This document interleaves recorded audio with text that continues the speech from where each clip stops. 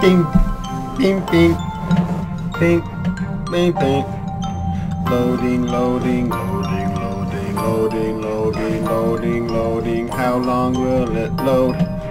How long will it load? Keep spinning.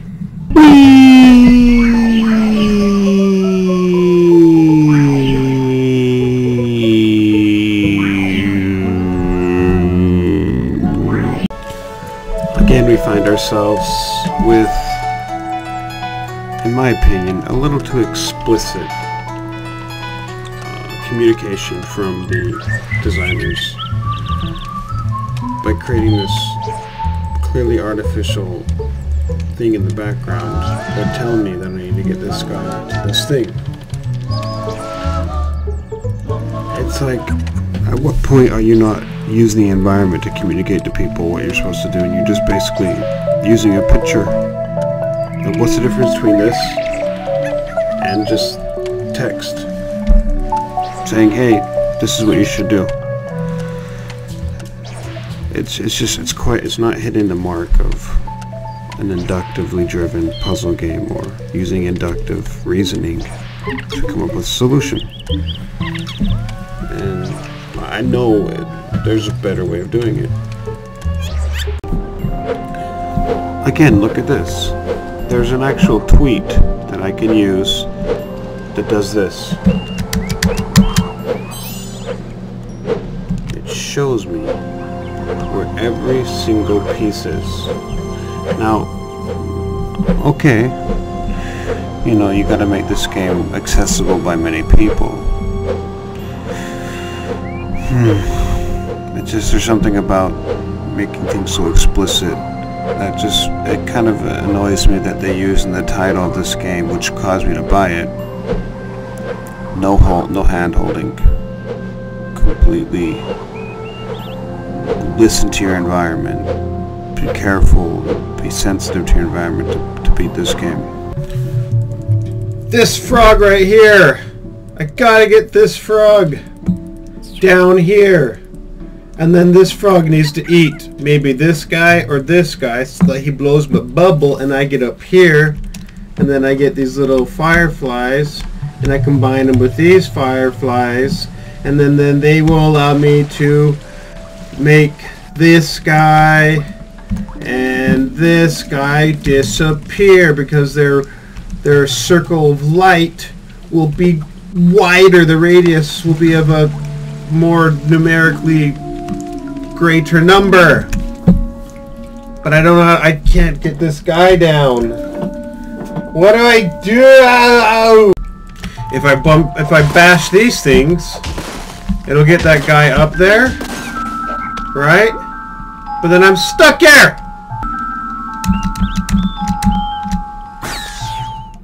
Okay, I'm gonna try bashing it once. Okay. Bashing it again, he falls down on that thing, bash again, get it up! Okay, let's try this. I'll wait until I... No!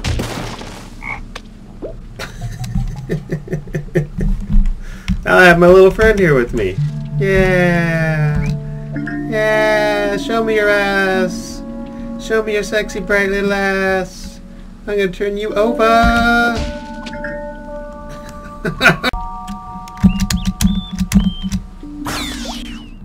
Okay, if I can get this guy on this platform, raise it up, and have this guy down here, then his light will shine on this guy, making him move down here.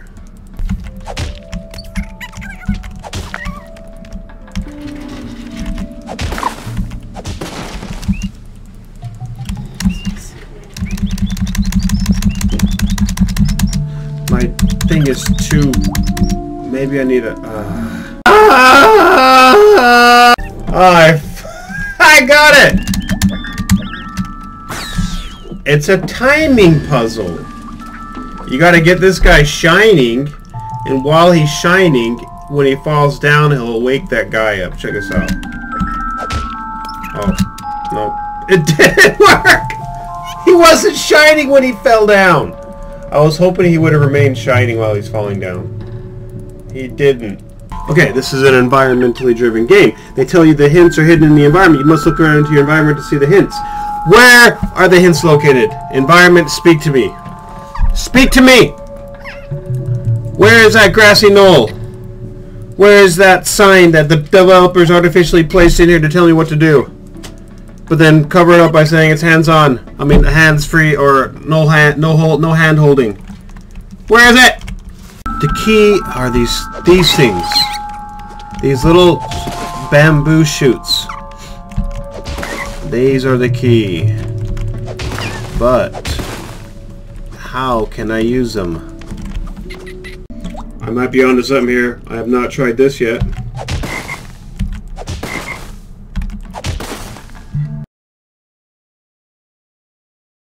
Okay, I'm onto something here. How did I do this?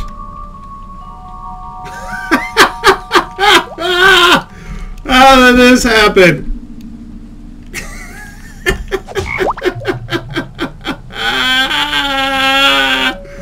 Oh, completely accidental solving the puzzle. Completely by accident. I can replicate it. So in that sense, it wasn't completely by accident, because I can replicate it. But I did not see that coming until I pressed the record button. As soon as I pressed the record, I'm like, wait a second, something's happening. That is just crazy. Let's watch that in replay. Wait, I shouldn't have done that if I want to watch it in replay. Now if I go like this.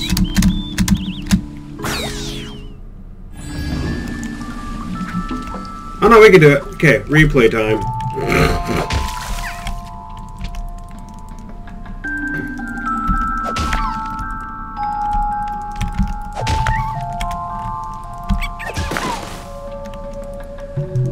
Oops. See, he needs to be down there with me.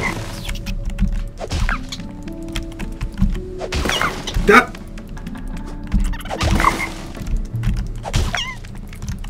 Come down here with me!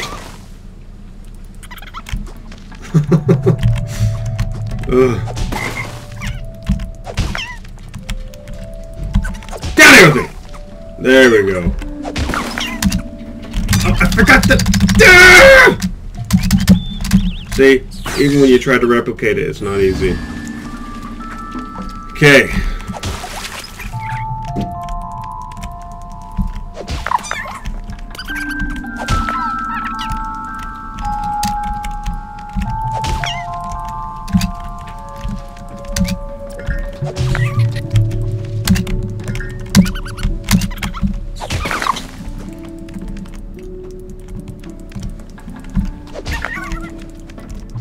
Oh, okay, here we go.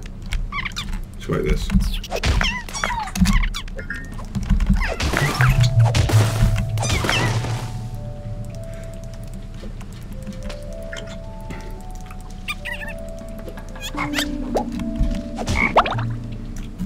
Result replicated.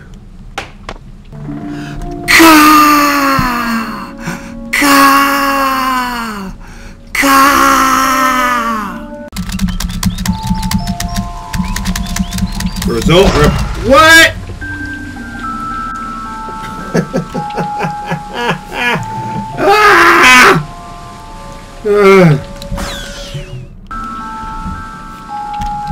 This waterfall used to have a stream coming down here because from this water it was being rushed down, down, down, down, down. I cut it off with that guy, and now all I need to do is do this to cut it off from this guy. And now I can bring my fairies up. Where are my fairies at?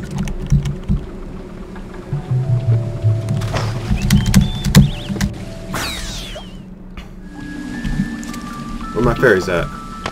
There they are. Well, first I have to get them all charged up again.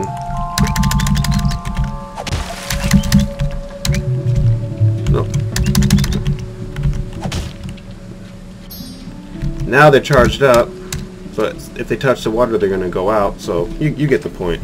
But that's not what I want to talk about right now. I don't want to talk about how I get my fairies charged up. What I want to talk about is how I get charged up sexually with certain aspects of a game.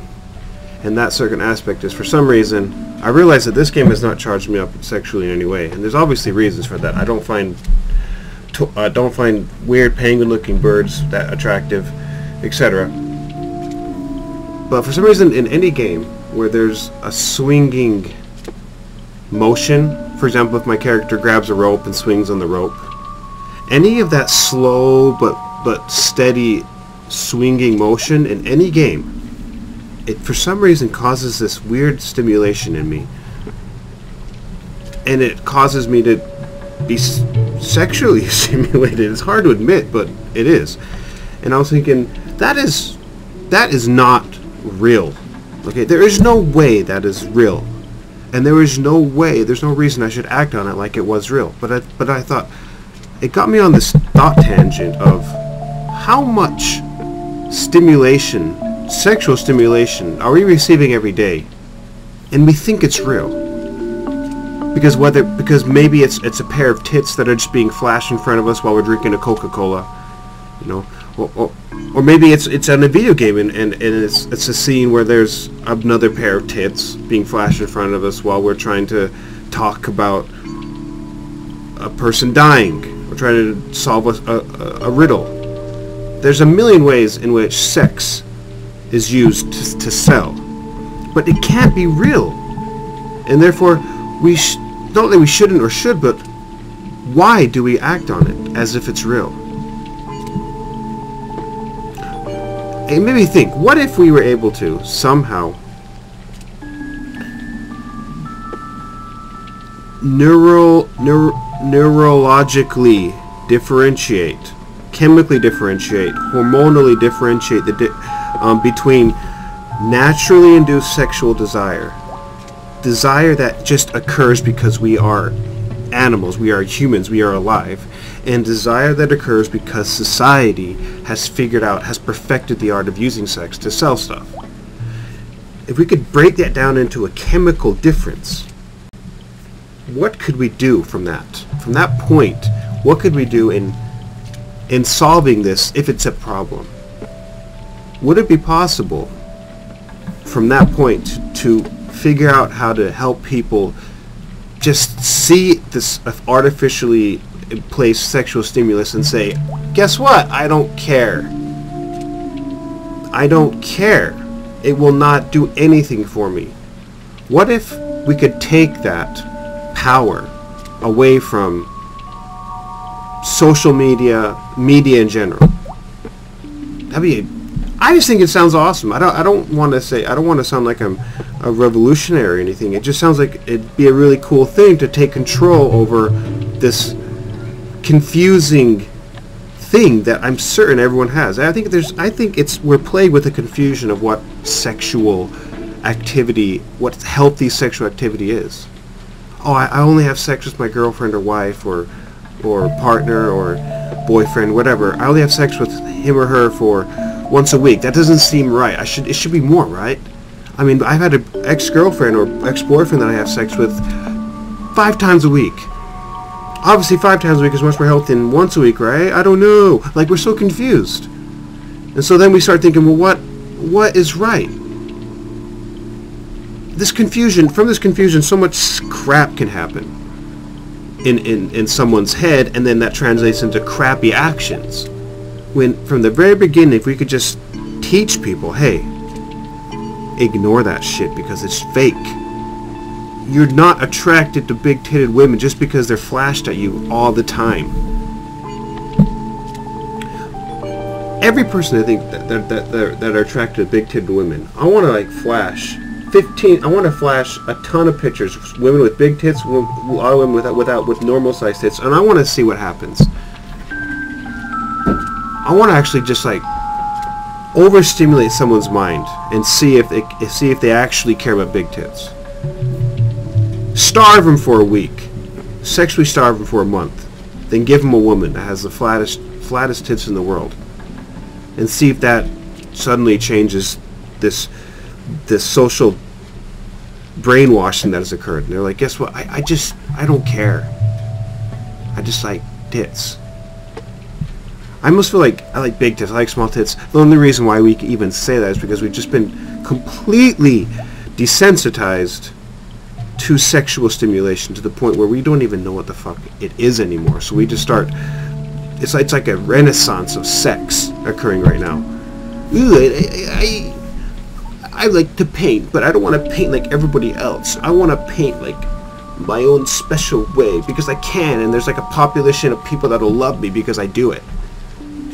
I don't want to have sex with tits anymore. I want to have sex with a particular kind of tit that is just right, just the right size, just the right size. It can fit in a wine glass.